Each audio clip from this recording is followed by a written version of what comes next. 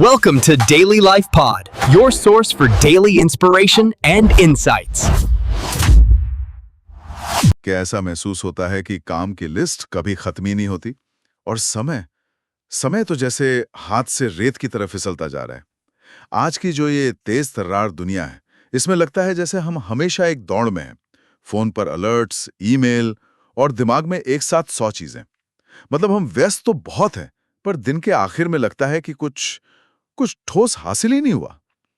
तो सवाल यह है कि इस लगातार तनाव के बिना काम असल में पूरा कैसे किया जाए। आज हम इसी सवाल का जवाब ढूंढने की कोशिश करेंगे।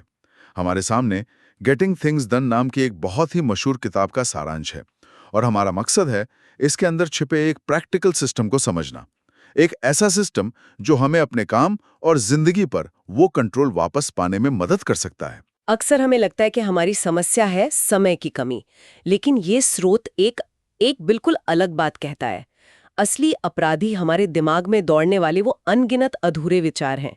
बिखरे हुए काम, वादे, आइडिया, वही हमारा ध्यान खींचते रहते हैं। हाँ, और ये एक बहुत ही जरूरी बात है।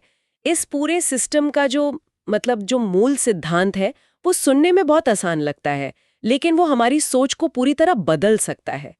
सिद्धांत ये है कि हमारा दिमाग विचारों को जन्म देने के लिए बना है, उन्हें सहेज कर रखने के लिए नहीं। अच्छा। सोचिए, हमारा दिमाग एक बेहतरीन आइडिया फैक्ट्री है, कोई गोदाम नहीं। जब हम अपने सारे अधूरे काम, शॉपिंग लिस्ट, मीटिंग के नोट्स, सब कुछ अपने दिमाग में ही रखने की कोशिश करते हैं, तो हम उस फैक्ट्री में कबाड़ भर रहे होते हैं जी। और यही मानसिक अव्यवस्था, यही तनाव, चिंता और फोकस की कमी का सबसे बड़ा कारण है। तो चलिए इसी कबाड़ को साफ करने की बात करते हैं। आज के काम करने का माहौल भी तो पहले जैसा नहीं रहा। बिल्कुल। अब हमारी भूमिकाएं तय नहीं हैं, जिम्मेदारियां लगभग रोजाना बदलती रहती हैं और हमसे उम्मीद की जाती है कि हम खुद ही सब कुछ संभाल लेंगे। ये जो लगातार बढ़ता हुआ मानसिक बोझ है, ये हमें हर समय थका हुआ और पीछे महसूस कराता है। और इसी नई हकीकत से निपटने के लिए हमें नई आदतें अपनानी होंगी।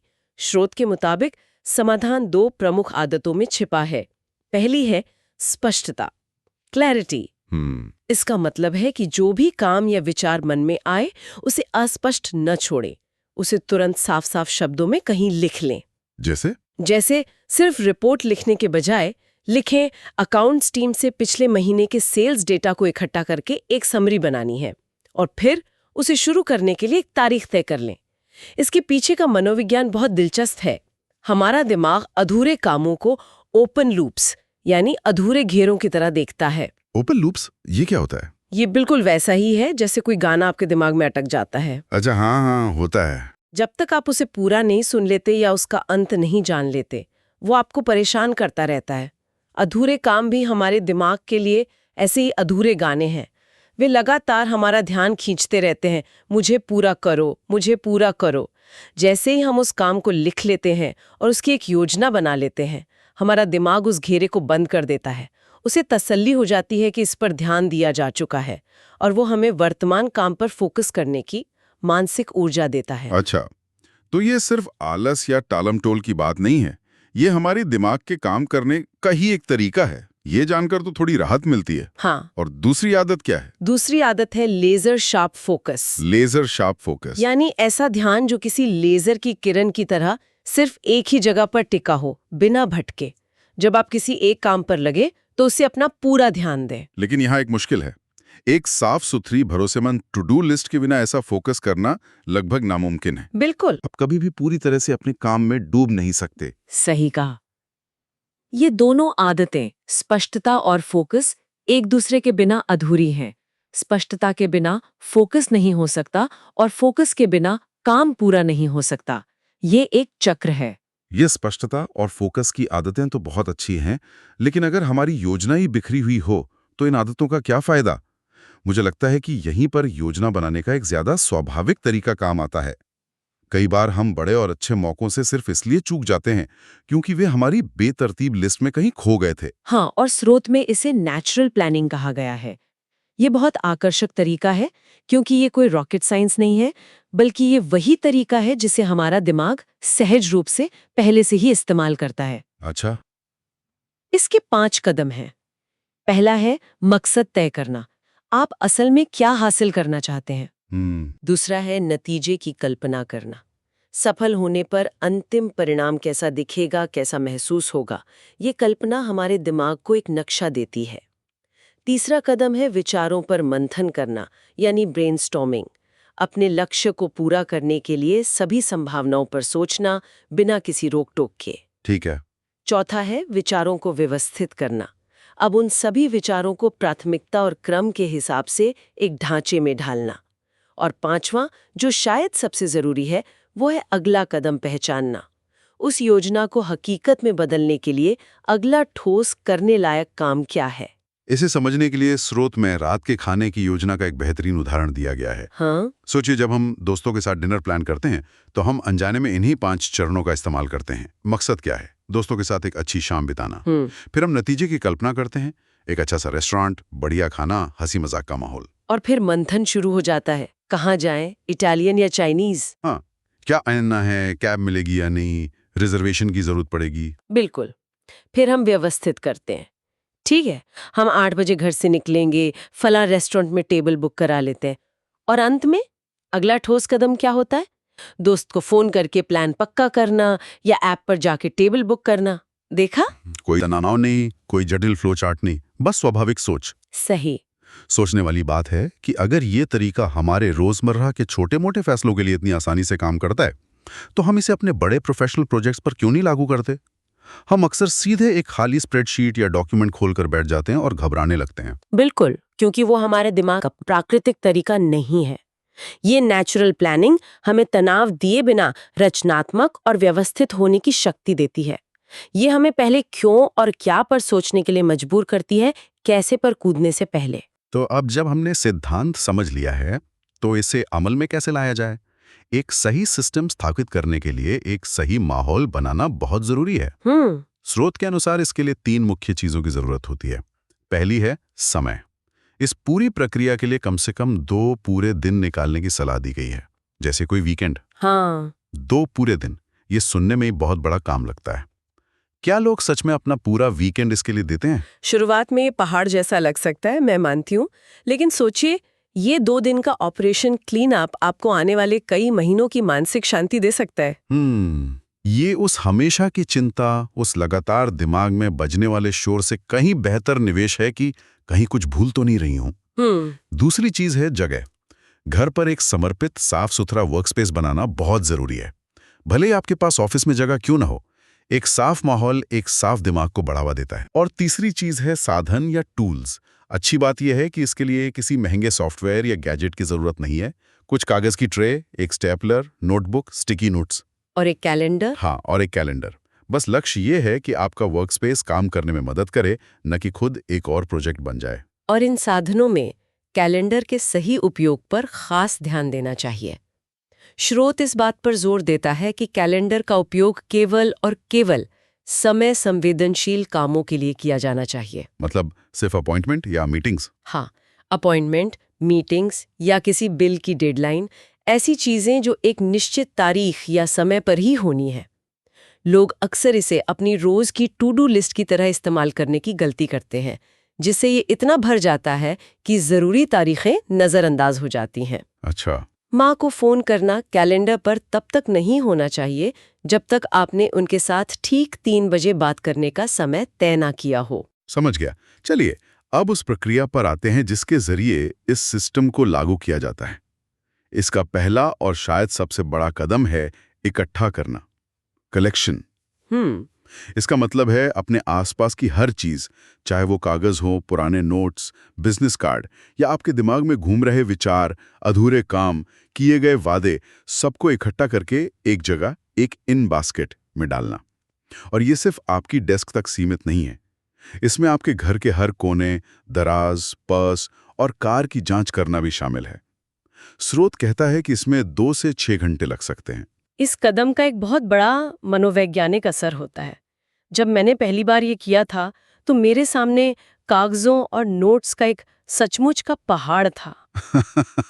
मैं कल्पना कर सकता हूँ। एक पल के लिए तो मैं डर ही गई थी, लेकिन फिर एक अजीब सी शांति महसूस हुई। पहली बार मेरे सारे अधूरे काम और चिंताएं मेरे दिमाग के अंदर नहीं, बल्कि मेरे सामने थे। सब कुछ एक जगह पर होने से नियंत्रण की एक शक्तिशाली भावना महसूस होती है। आपको एहसास होता है कि अब कुछ भी आपकी नजरों से ओझल नहीं है, कुछ भी आपको पीछे से आके चौंका नहीं सकता। तो मतलब ये दिमाग की पूरी कैश मेमोरी खाली करने जैसा है, ताकि वो तेजी से काम कर सके। बिल्कुल। इकट्ठा करने के बाद दूसरा कदम आता है, प्रोसेसिंग। अब उस इन बास्केट को एक एक करके खाली करने का समय है। इसके लिए स्रोत कुछ सरल लेकिन बहुत असरदार नियम बताता है। पहला है 2 मिनट का नियम। हाँ, अगर इन बास्केट से उठाया गया कोई काम 2 मिनट से कम समय में हो सकता है तो उसे टाले नहीं, उसे तुरंत कर डालें। जैसे किसी को एक छोटा सा ईमेल भेजना या कोई अपॉइंटमेंट कंफर्म करना। और ये 2 मिनट का नियम बहुत शक्तिशाली है, क्योंकि ये टालमटोल की आदत पर सीधा हमला करता है। जब आप छोटे छोटे कामों को तुरंत निपटा देते हैं तो आपको एक गति मिलती है, एक मोमेंटम बनता है। ये छोटी छोटी जीतें आपको आगे बढ़ने का हौसला देती हैं। प्रोसेसिंग का दूसरा नियम है डेलीगेट करें। जो काम कोई और आपसे बेहतर या ज्यादा तेजी से कर सकता है उसे सौंप दें। और तीसरा नियम है व्यवस्थित करें। जिन कामों में 2 मिनट से ज्यादा समय लगता है उन्हें अगले चरण के लिए सही जगह पर रखें। यहाँ पर कामों को स्पष्ट और करने लायक कदमों में तोड़ने का महत्व फिर से सामने आता है। हमारा दिमाग अस्पष्ट निर्देशों से घबराता है। लिविंग रूम साफ करे एक बहुत बड़ा और डरावना काम लग सकता है, जिससे हम बचते रहते हैं। बिल्कुल, इसके बजाय स्रोत कहता है कि इसे छोटे विशिष्ट कदमों में तोड़ें। कालीन पर वैक्यूम करें, सोफे से धूल साफ करें, किताबों को शेल्फ पर वापस रखें। जब काम इतने साफ और छोटे होते हैं तो उन्हें शुरू करना और पूरा करना बहुत आसान हो जाता है। और यही तरीका किसी बड़े प्रोजेक्ट पर भी लागू होता होगा। हाँ, प्रेजेंटेशन तैयार करें की जगह लिखें, पहले 3 स्लाइड्स के लिए डेटा इकट्ठा करें। ये बड़े और डरावने कामों को प्रबंधनीय बनाता है। और अब तीसरा कदम, जो इस सिस्टम का दिल है, व्यवस्थित करना, ऑर्गेनाइजिंग। प्रोसेसिंग के बाद जो काम बचे हैं उन्हें सही जगह पर रखना। इसके लिए स्रोत 5 प्रमुख सूचियों का सुझाव देता है। पहली है प्रोजेक्ट लिस्ट। कोई भी काम जिसमें एक से ज्यादा कदम शामिल हो वो एक प्रोजेक्ट है, चाहे वो वेकेशन प्लान करना हो या घर की अलमारी साफ करना। ठीक है। दूसरा कैलेंडर, जिसकी हमने बात की, केवल तारीख या समय विशिष्ट कामों के लिए। तीसरा है नेक्स्ट एक्शन लिस्ट। ये वो एक चरणीय काम है जो तुरंत किए जा सकते हैं। इन्हें संदर्भ के अनुसार ग्रुप में रखना बहुत असरदार होता है, जैसे एट फोन कॉल्स लिस्ट में सभी फोन कॉल्स एक साथ। अच्छा, या एट एरेंड्स लिस्ट में बाजार के सभी काम एक साथ। बिल्कुल। चौथी है वेकिंग फॉर लिस्ट। ये उन कामों को ट्रैक करने के लिए है जो आपने दूसरों को सौंपे हैं। इससे आपको याद रहता है कि किससे क्या फॉलो अप करना है। और पांचवी है समडे में भी लिस्ट।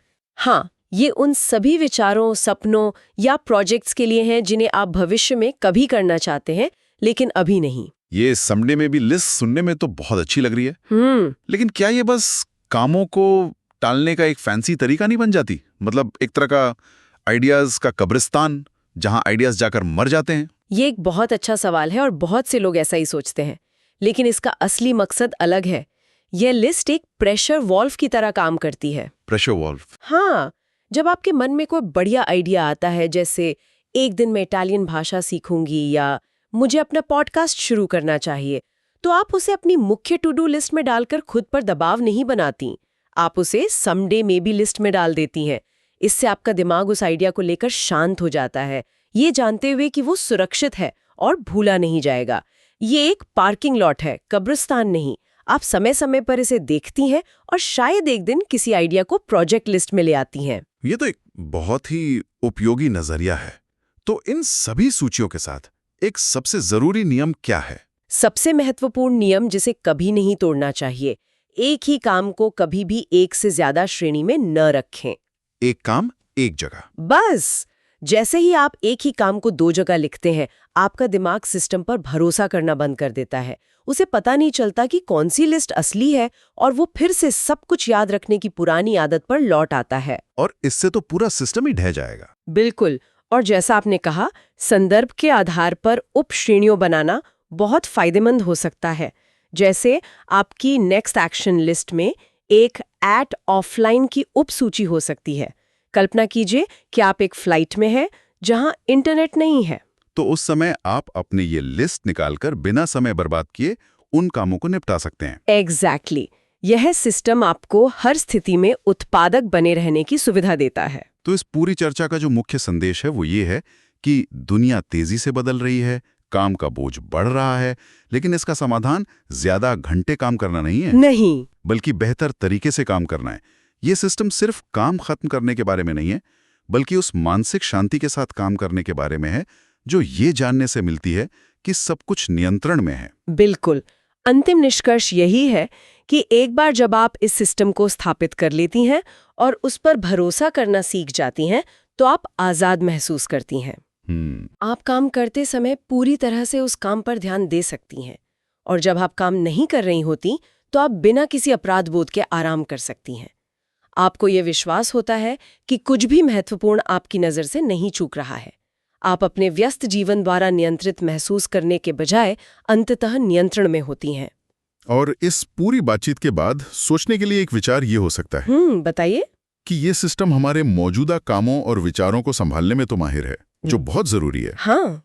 लेकिन जैसा कि अभी हमने बात की, हमारी समडे में भी लिस्ट उन संभावनाओं से भरी हैं जो शायद हमारे भविष्य को आकार दे सकती हैं। सही बात है। तो सोचने के लिए एक सवाल ये हो सकता है कि उस सूची में से उन प्रोजेक्ट्स की पहचान करने का पहला कदम क्या हो सकता है जो वाकई में हमारे लंबी अवधि के व्यक्तिगत या व्यावसायिक लक्ष्यों के साथ मेल खाते हैं, ना कि सिर्फ वो जो उस पल में दिलचस्प या जरूरी महसूस होते हैं। हाँ, कैसे तय करें कि किस सपने को हकीकत बनाने का समय आ गया है।